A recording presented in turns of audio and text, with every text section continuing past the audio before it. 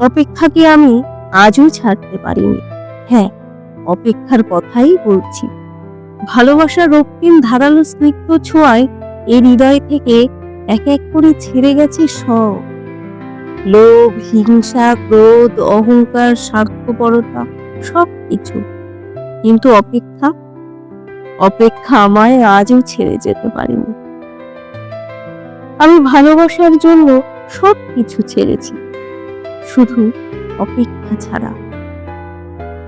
অপেক্ষাকে আমি আজও হৃদয়ের গহীনতম অংশে অবরুদ্ধ করে বেঁচে আছি।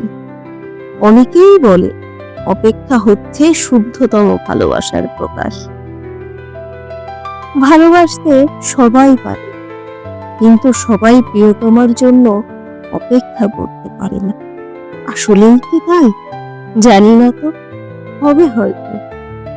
তবে অপেক্ষার কাছে আমি অনেক প্রেমী।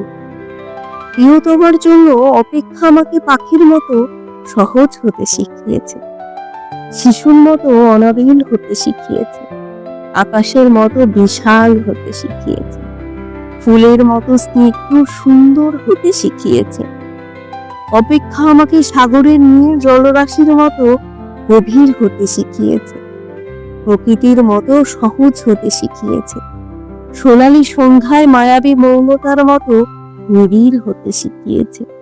শেষ পর্যন্ত অপেক্ষা আমাকে কবিতার মায়াবী অলিন্দ ভুবনের কাছে নিয়ে গেছে।